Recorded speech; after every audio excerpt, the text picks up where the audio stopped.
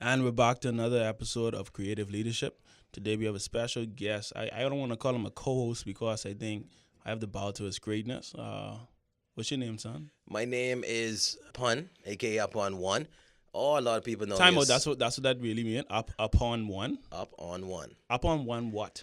Like a What motorbike? what is Upon that? one. Upon you could ride one of No, that was the joke. Can we please go deeper into this? Oh, that was the joke. You That was can, the right? joke. We could get into all that. You going into memory Yeah. lane this now. Also, we Yeah. had to grab a student off campus, so we're fortunate to have a energetic and that's. I think he's going to be a great alumni one day. You can introduce yourself, sir. Yeah, I'd go. It's Your name is Hard Go. Okay, my name is So use Pun and he's Hard Go. Yeah, well, also Cam the Comfort. Use Comfort Sweets. Well, you use Cam the Comfort.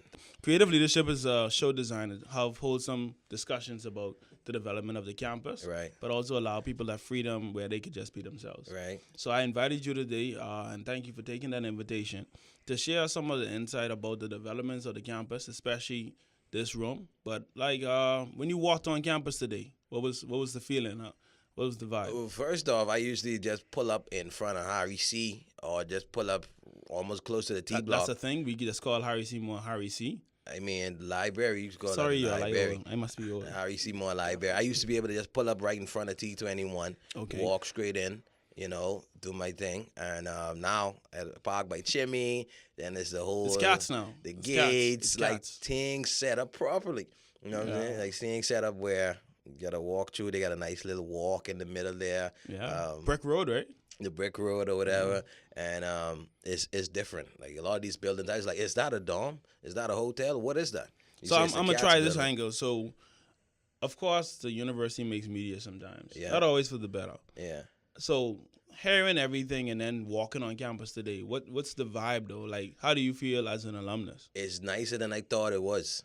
Honestly, when I walk on campus today, I was like, "Boy, this UB." Yeah, you know what I'm saying? Thank you, man. Yeah. I graduated under UB, but I wasn't really here like that because, my last class was Michael Ellen, so I didn't even have to come on this campus like that. But even in the years I haven't been here, there's a lot changed. It's a lot different. Like I felt weird. You felt I weird. honestly did feel weird. Yeah, so we got Johnny here like a timepiece. He'll correct because I think he knows the campus way better than me. Yeah. I'm old, but you said you remember me back from when I was in. Who don't remember you? COB, I mean, bro. like I don't like we used to I- call like Rambo was the coolest president to all of us. Was. I don't want to say what we used to call ourselves, but we used to be under the tree. Hey, what is the crew under the? Well, there isn't a tree. It's cabanas and. It's mostly, and by the it's calf mostly now. Cabanas and it's under the calf. So I want for anybody who's under the watching who is an calf, yeah. alumnus, there's no more under the tree culture. It's like Yeah. cabanas, and you have a literal space by the calf where Yeah. they give them like benches and they give now Things nice. seating. Yeah, Well- food right there, like 2 steps away. Benches, like, well, the people I used to be with, like, we used to have fun, but it was limited benches. So we also had bench wars where, like, you would come remember to that. school and, boy, they take our bench. So you got to go take the bench back. Wow. You wake up again.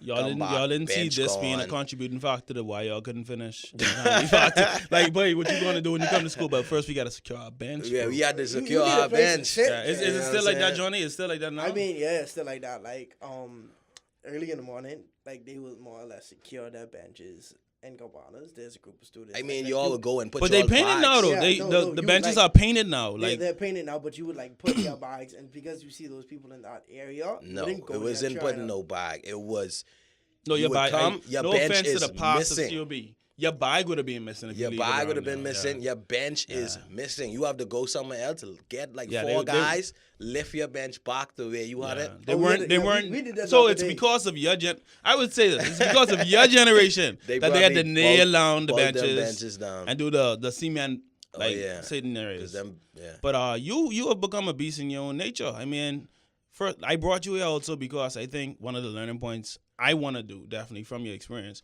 is how does this whole podcast or recording atmosphere work in the Bahamas? Because I was introduced to you and who you are through my little sister. Yeah. I told you that. Yeah. So we was driving to Chance the Rapper concert, and she's like, "But you need to listen to the Solid."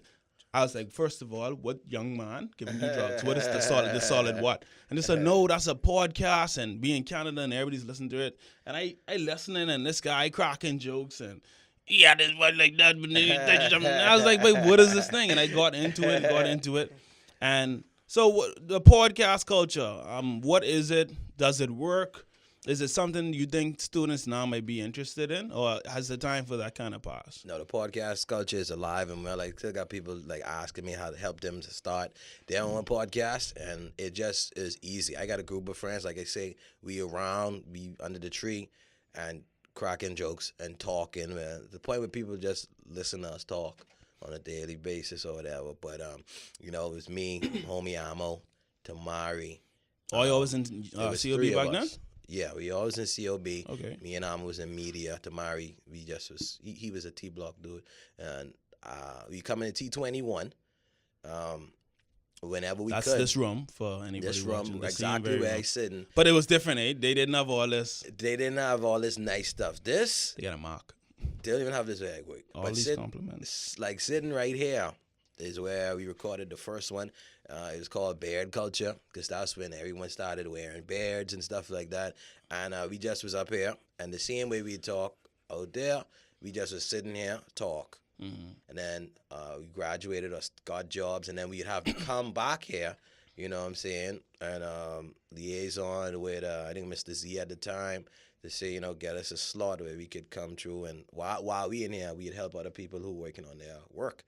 So we would come in here, do our thing, and anybody else come, we'd help them with their work or bring them on to talk with us. Mm-hmm. You know what I'm saying? I think that's solid, man. To the point where... Oops, I said it.